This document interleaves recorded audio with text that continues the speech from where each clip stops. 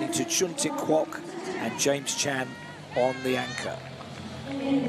Great Britain and Northern Ireland, Jake Odie Jordan, the medalist in the 200 metres, sets off to Joel Masters, and then it's Dean Patterson with Teddy Wilson on 4. Trinidad and Tobago have Che Jean-Marc Wickham, Kadeem Chinapu, Hakeem Chinapu, and Dylan Woodruff as their 4. And on the inside, into Franklin Ewa Jarfoy, Sebastian Sultana, Zachary De La Rocca, and Gout Gout, the golden boy of Australian sprinting. They're in lane 2. The seeded lanes here are 5, 6, 7, 8. There is Gout Gout, only 16. First chance to see him. We mentioned yesterday, when athletes yawn in this situation, it's tension, not boredom. Body trying to subconsciously get more oxygen on board. So here we go. Jamaica, probably the favourites. Korea were so slick in qualification. If they can do that again, they're a handful for anybody. And Great Britain and Northern Ireland will want a medal from this. Baton changing, crucial. France have gone out pretty well on the outside with Delomine. How's the baton changeovers? Everybody's away, but it wasn't too clever for Trinidad and Tobago. And once again, Korea are going well. And they gain on the changeovers. The incoming runner falls to the floor, but his job is done. Korea leading, France going well. Great Britain and Jamaica. And Gout Gout has the baton, but it's a slow changeover on the inside. Great Britain and Northern Ireland being hunted down by Jamaica. In the closing stages, it's going to be... Oh! Who was it? Between Great Britain and Northern Ireland, the momentum was with Jamaica. He thinks he's got it. And he's right. 39.18, 2 100s ahead of Great Britain and Northern Ireland, with Thailand and another national junior record in 39.39. Well, Gout Gout never got a chance to show what he can do there, because he was almost stationary when he actually got the baton within the box. We'll watch that on the changeover. Jamaica are having a day, aren't they? They practiced and drilled their changes, didn't they? And I think it showed for both teams there, but it was phenomenal running by DeAndre Daly on that last leg to reel in the British team, with Teddy Wilson on that final leg. He's having another look at the screen. 2 100s. It was just momentum with Jamaica.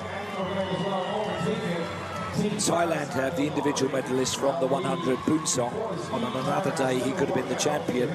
The other 3 won't have got anywhere near international medals. This is class. And hats off to Korea for the way they've risen above themselves.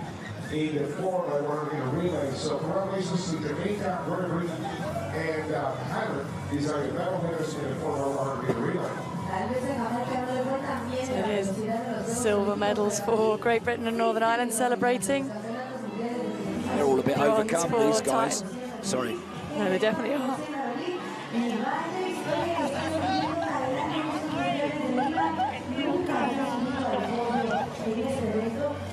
Oh, that's the Jamaican men's and women's team.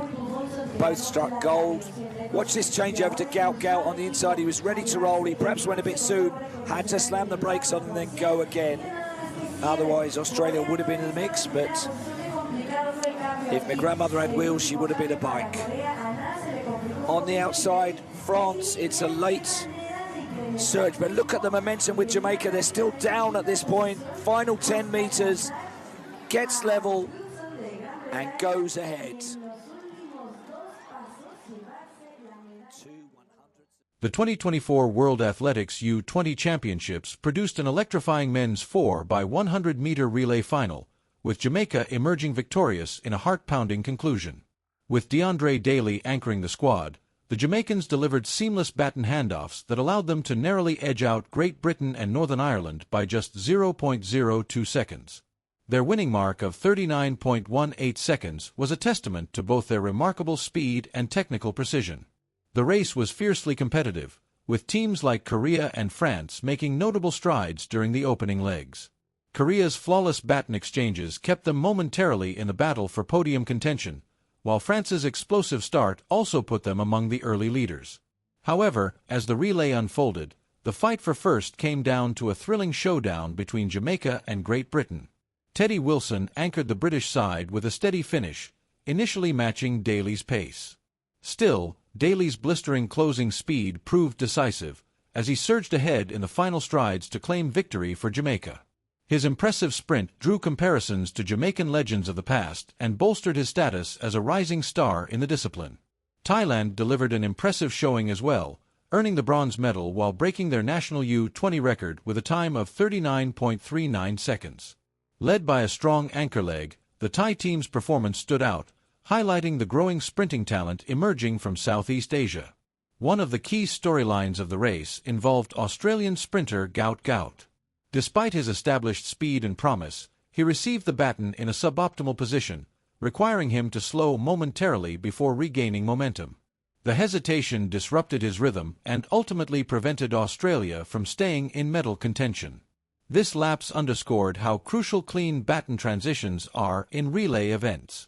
Even with his explosive power, Gout Gout couldn't fully exhibit his abilities in this race, serving as a powerful reminder that execution often equals talent in high-pressure races. Jamaica's success in the men's 4x100m mirrored their dominance in the women's relay, culminating in a golden sweep for the Caribbean sprint giants.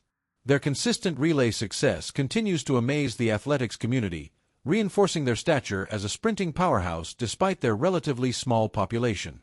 Looking ahead to the 2025 season, excitement is already building. Track and field fans worldwide are eager to see top athletes like Shelly-Ann Fraser-Pryce and Shericka Jackson return to form. With national trials and elite international competitions looming, the stage is set for another enthralling year packed with unforgettable performances from both established icons and rising hopefuls. This edition of the U20 Championships served as a thrilling preview of the next generation of sprinting talent. As these young stars transition to the senior level, they will aim to break records and stretch the boundaries of speed, continuing the ever-evolving legacy of global track and field. The impact of this relay final extended beyond medals. It symbolized the passing of the torch to a new generation. As national federations reflect on their U20 athletes' performances, there is renewed hope for the future. With improved support systems and international exposure, these young sprinters may soon become the next global icons.